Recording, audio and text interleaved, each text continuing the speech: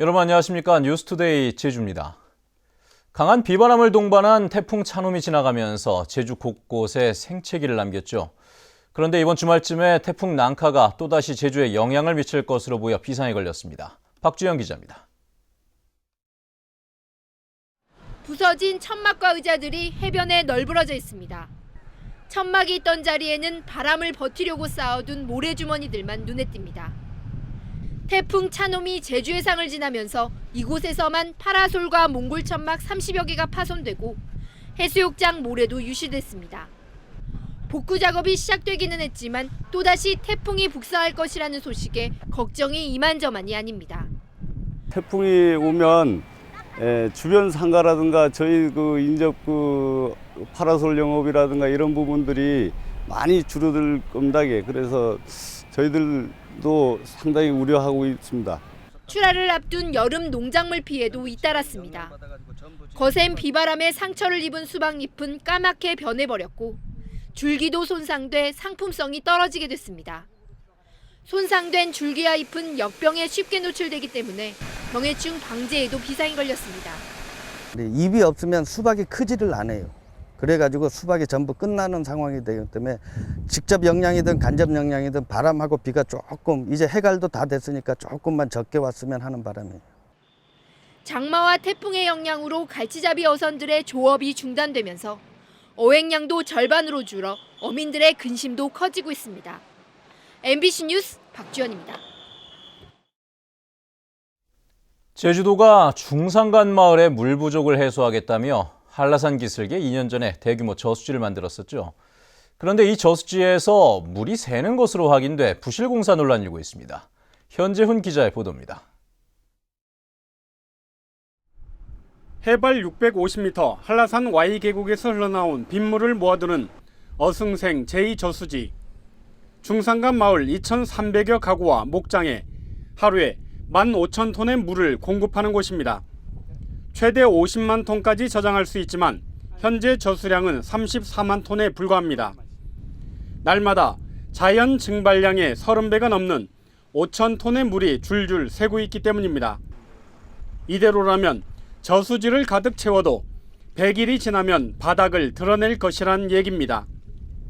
혹시나 해서 유출부하고 유입부하고 밸브를 다 잠그고 물이 그 상황을 한 열흘간 이제 상황을 점검하다 보니까 이게 어느 정도 이제 물이 감소하고 누수가 되고 있구나 이런.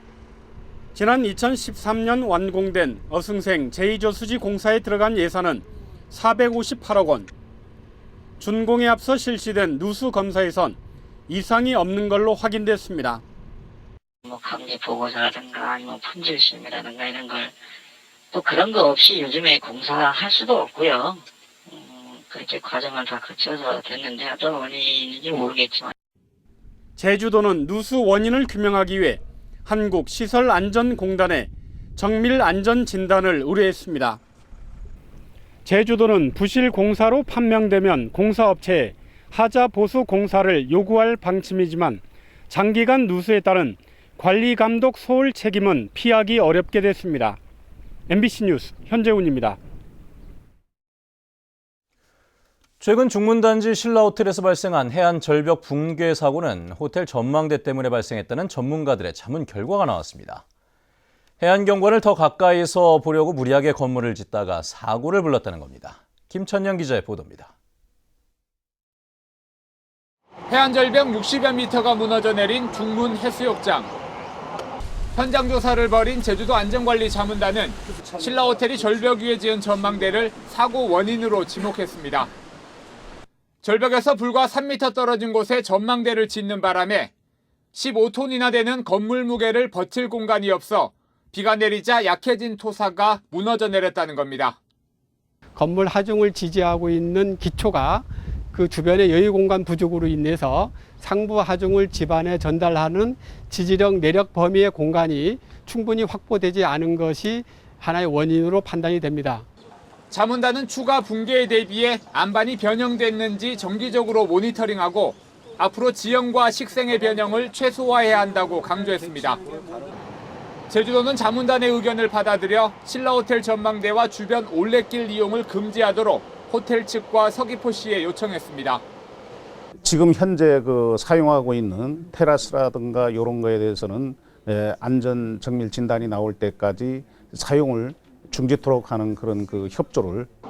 신라호텔은 자체적으로 전문업체에 맡긴 안전진단 결과에 따라 대책을 마련하겠다고 밝혔습니다.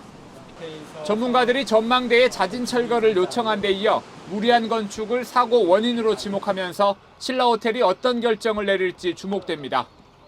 MBC 뉴스 김찬년입니다. 메르스 여파로 올여름 제주를 찾는 관광객이 줄어들 것이라는 전망이 나왔습니다. 제주도 관광협회는 오는 17일부터 한 달 동안 관광객 118만 명이 제주를 방문해 지난해 같은 기간보다 5.2% 감소할 것으로 전망했습니다. 이 가운데 내국인 관광객은 105만 명으로 4.7% 증가할 것으로 예상되지만 외국인은 12만 명으로 47%나 줄어들 것으로 분석됐습니다.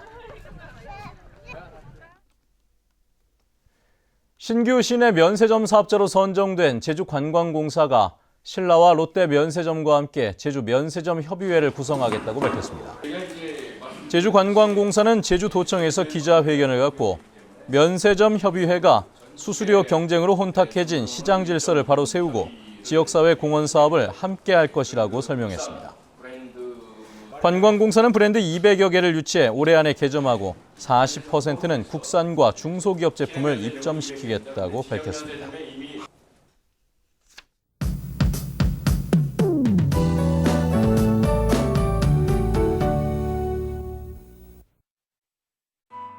네, 오늘도 불볕더위가 기승을 부리겠습니다. 어제보다는 덜하겠지만 북부 지역으로는 팬현상이 나타나면서 기온이 크게 오르겠고요.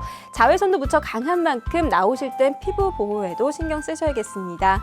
내일은 대체로 구름 많은 가운데 오늘과 비슷한 수준의 더위가 이어지겠습니다.